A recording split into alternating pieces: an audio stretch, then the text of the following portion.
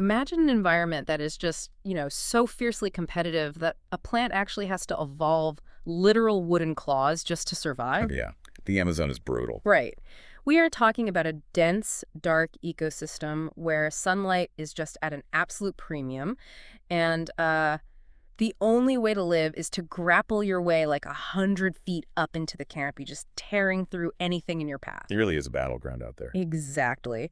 So today we are hacking our way into the Amazon rainforest to find this massive kind of predatory looking vine that managed to survive the jungle, fuel the ancient Incan Empire, and is now, well, sitting squarely under the microscopes of global cancer and immunology researchers. Which is quite a leap, honestly. It totally is. Welcome to this custom deep dive designed specifically for you, the learner. We are bypassing the sterile white pills of the pharmacy today and heading straight into the wild frontier of Amazonian pharmacology. And it is a totally different way of looking at medicine. I mean, compared to what we're used to. Right. When you look at the botanical data coming out of South America, you aren't just looking at, isolated chemical compounds in a vacuum. You're looking at these really complex biological machines that have been adapting to severe environmental stress for, well, literally millions of years. Yeah, but before we get completely lost in the jungle here, we do need to establish exactly what we are looking for. Because, man, botanical naming conventions can be an absolute minefield. Oh, they are the worst. If you try to look this up, you might stumble into a massive linguistic trap. Yeah, the common names are where people always get lost. You will find texts specifically from regions with Tamil speakers referencing cat's claw or tiger's claw. Which sounds right. Right, but they are talking about Martinia annua, which is, a small herbaceous plant native to Mexico, but naturalized in parts of Asia. Okay, so totally different plant. Completely. I mean, it has its own properties, sure, Yeah. but it is fundamentally a different biological entity. So, erase the small garden plant from your mind. The actual target of our deep dive today is Uncaria tomentosa.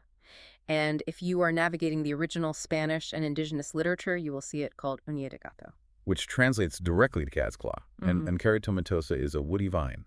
And honestly, to call it a vine almost feels like a disservice to its sheer scale. Right, it's huge. It originates in the deep Amazon, heavily concentrated across Peru, Brazil, Colombia, and Bolivia.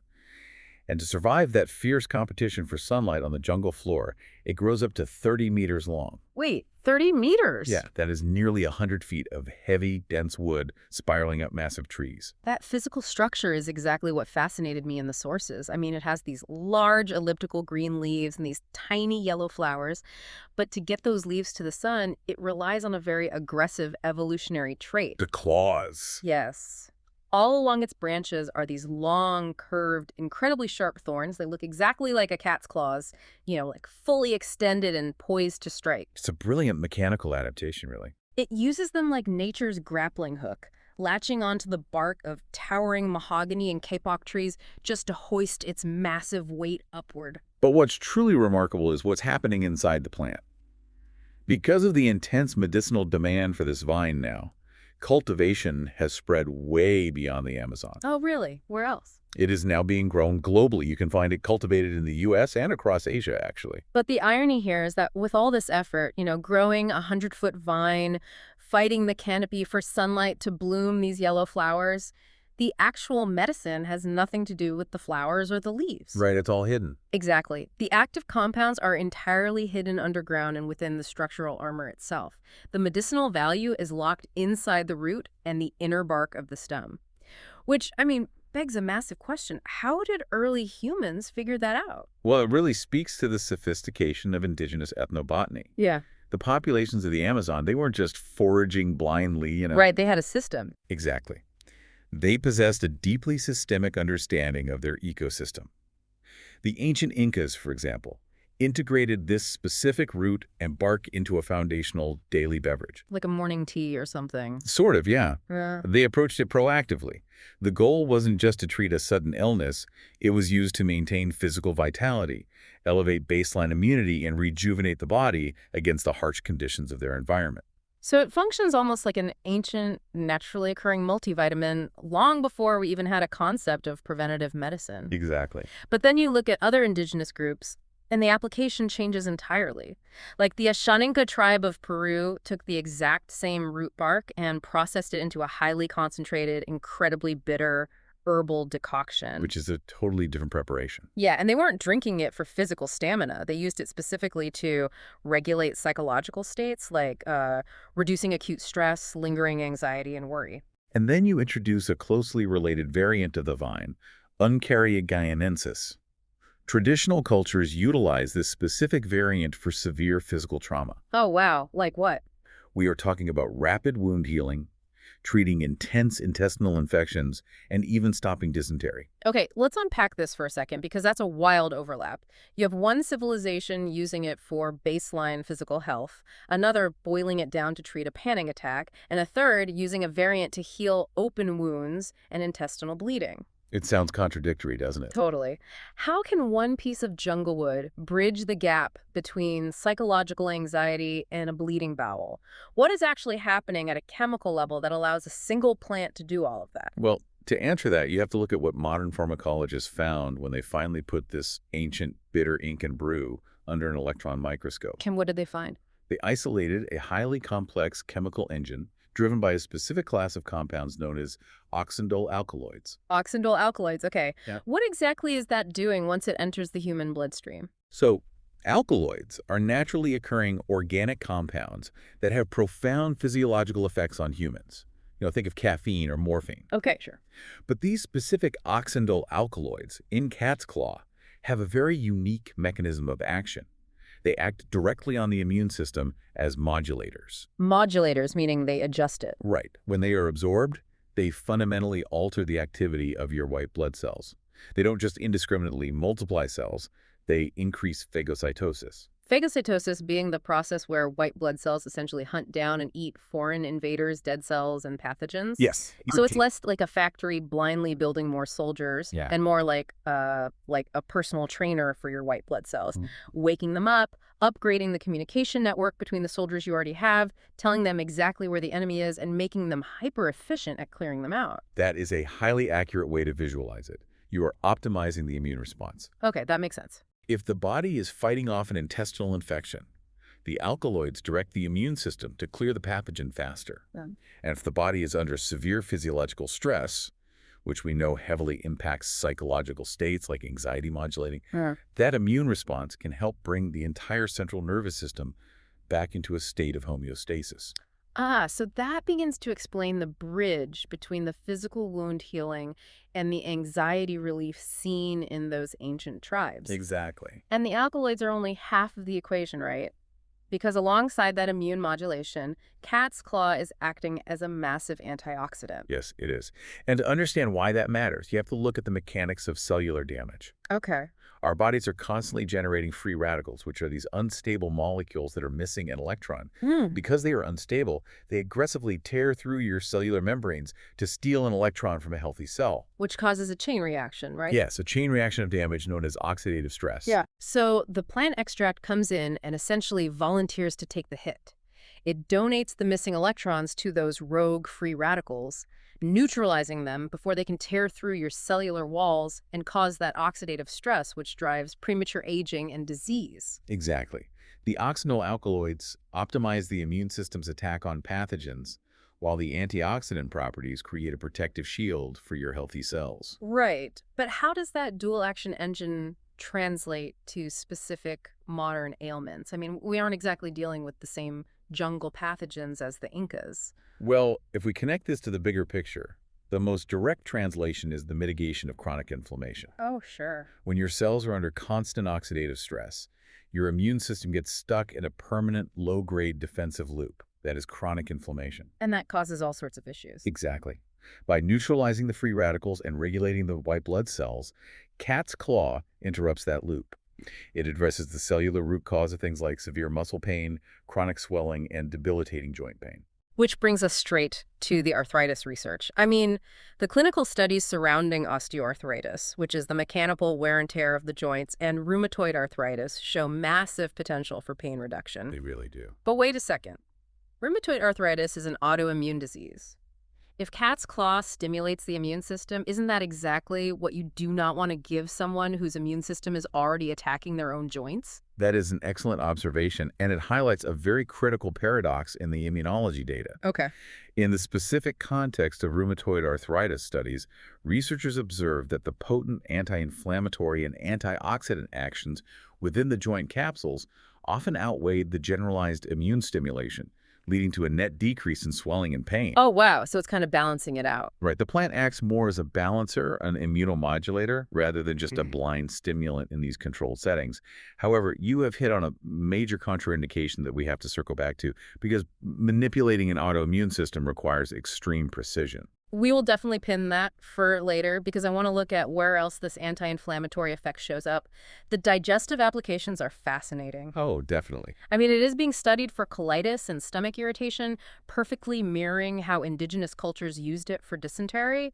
But the application that completely caught me off guard in the sources was dentistry. Yeah, it reveals just how complex the plant's defense mechanisms actually are. Remember, this vine survives in a jungle environment that is incredibly humid and just teeming with aggressive fungi. Right, fungi would be everywhere. Exactly. To survive, the plant evolved potent antifungal properties. Modern dentistry is now studying cat's claw extracts as a treatment for severe oral fungal infections, like thrush. That is wild. It literally disrupts the cell walls of the fungus in the human mouth, just as it would on the bark of a tree in the Amazon. From the jungle canopy straight to the dentist's chair. But I want to tread very carefully into this next area because the botanical research intersects with oncology. There are studies examining cat's claw in the context of cancer treatments, specifically regarding chemotherapy. Yes, and we need to be absolutely definitive here. Cat's claw is strictly being researched as an adjunct support system for the side effects of chemotherapy. Right. It is not an alternative cure for cancer. Not at all. The premise of the research is based on how chemotherapy works. Chemo is highly effective at destroying cancer cells, but it also indiscriminately wipes out the patient's healthy white blood cells, leaving their immune system devastated. Which is a condition called neutropenia, right? Yes. So researchers are looking at those oxindole alkaloids we talked about earlier. If the chemo wipes out the immune system, they use the alkaloids to signal the bone marrow to wake up, rebuild, and accelerate the recovery of those white blood cells, helping the patient survive the harshness of the treatment itself. Precisely. It is about physical endurance and side effect management, fueled by that exact same cellular communication upgrade. That alone makes it a botanical powerhouse. But the pharmacology doesn't stop with just the vine in isolation. Researchers have taken this compound and started combining it with other natural extracts to see what happens. In clinical herbalism, this is the concept of synergy. The idea is that chemical compounds in different plants can interact to amplify one another. Meaning they work better together. Right. It isn't just an additive effect, it's an exponential one. Okay, here's where it gets really interesting. So they take the cat's claw and they pair it with things like black garlic, devil's claw, camu camu, blackcurrant, and citrus fruits. What is the actual chemical objective of a mixture like that? They are targeting long-term systemic inflammatory diseases from multiple chemical angles at once. Oh, I see. For example, you take the immune-modulating alkaloids of cat's claw and pair them with camu camu, which is one of the highest concentrations of vitamin C on the planet, and black garlic, which contains a powerful compound called allicin. Okay, so building a super team. Essentially, yes. You are creating a matrix where the alkaloids handle the white blood cell regulation, while the allicin and vitamin C flood the system with distinct types of antioxidants to completely suppress the oxidative stress loop we discussed earlier. But the combination that completely changes the game is the medicinal mushroom crossover. I mean, researchers are actively combining this 100-foot Amazonian vine with ancient fungi like cordyceps, maitake, reishi, turkey tail, and almond mushroom. Oh, that's where the science gets really fascinating. To understand why this is so groundbreaking, you have to look at the cellular structure of those mushrooms. Okay, what's in them? Medicinal mushrooms contain highly complex carbohydrates called beta-glucans. And beta-glucans are legendary in pharmacology for their ability to act as deep immunomodulators. So you have the beta-glucans from the mushrooms cross-talking with the oxindole alkaloids from the vine. You have two completely different biological kingdoms, fungi and plants combining to hack the human immune system. Yes, and the observed benefits are massive. We are seeing significant pain and fatigue reduction, regulation of weight loss, and most astonishingly, a measurable decrease in cellular DNA damage. Wait, really? How is a plant-mushroom combo protecting human DNA? It comes back to the absolute suppression of free radicals.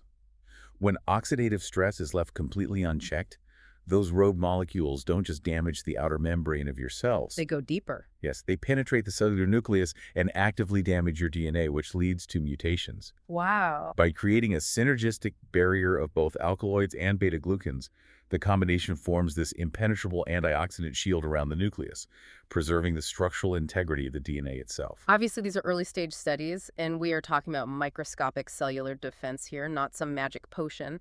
But the biological mechanics are just incredible. They truly are. Which brings us to the practical reality for you listening right now. If someone understands the science, the neutralized free radicals, the upgraded immune communication, the mushroom synergy, how do they safely interact with this? Because you can't exactly go gnaw on the bark of a mahogany tree in your backyard. No, definitely don't do that. But due to global cultivation, cat's claw has been meticulously standardized. It is widely accessible in forms ranging from herbal teas, capsules, and tinctures to dry extract powders. Oh, nice. You can even find it prepared as a traditional boiled decoction, which is historically known as a kashayam. But because it is a highly active chemical engine, dosage and format definitely matter, right? Absolutely. The clinical studies generally rely on highly concentrated, standardized forms. So what are we talking about in terms of numbers? If you are looking at a liquid tincture, a standard studied dosage is around 1 milliliter, taken 1 to 3 times daily. For a dry extract capsule, the clinical range usually sits between 500 and 2,000 milligrams, also taken 1 to 3 times daily. Okay, got it. But this is crucial.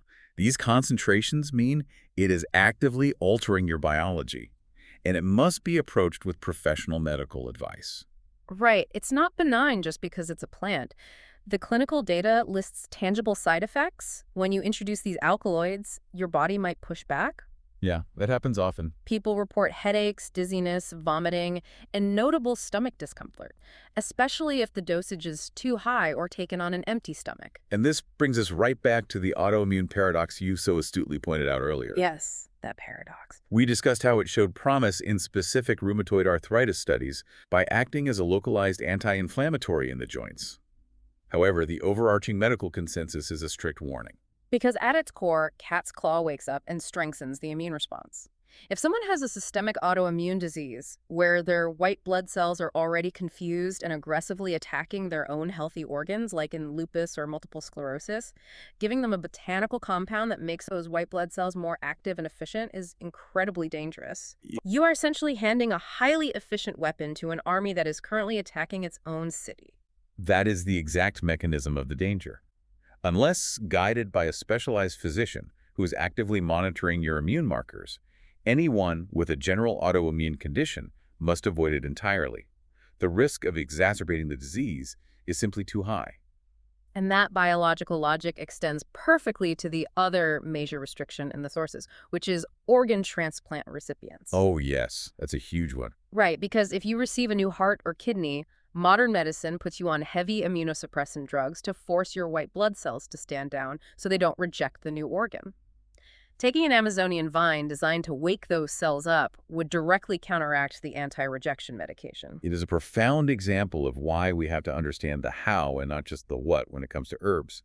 And similarly, pregnant women and breastfeeding mothers are also strictly advised against use, primarily because the active alkaloids can cross the placental barrier and affect fetal development in, well, unpredictable ways. So we have tracked this incredible biological machine all the way from the wild.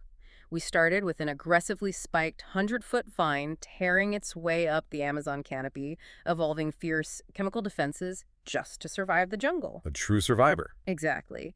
And we saw how ancient indigenous tribes, through sheer intuition and observation, harnessed those defenses to build physical resilience and calm the nervous system.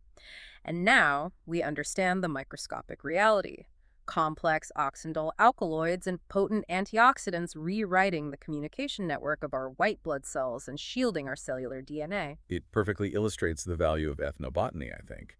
But the ultimate reality check remains, and it's so important.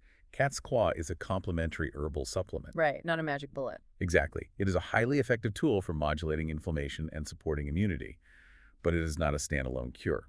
It must operate alongside, never in place of standard proven medical treatments. It is a bridge between ancient intuition and modern science. And as we close out this deep dive, I want to leave you, the learner, with this thought. We just spent the last 20 minutes breaking down the incredibly complex DNA-protecting, immune-upgrading mechanics of one single thorny vine that the Incas were boiling thousands of years ago. Just one vine. Just one, a vine that perfectly synchronizes with ancient fungi. The Amazon rainforest contains approximately 80,000 different plant species. If this is what happens when modern pharmacology finally catches up to just one of them, what other mind-bending chemical combinations are sitting totally undiscovered in the dark of the jungle, quietly waiting to rewrite the future of human medicine? Keep exploring.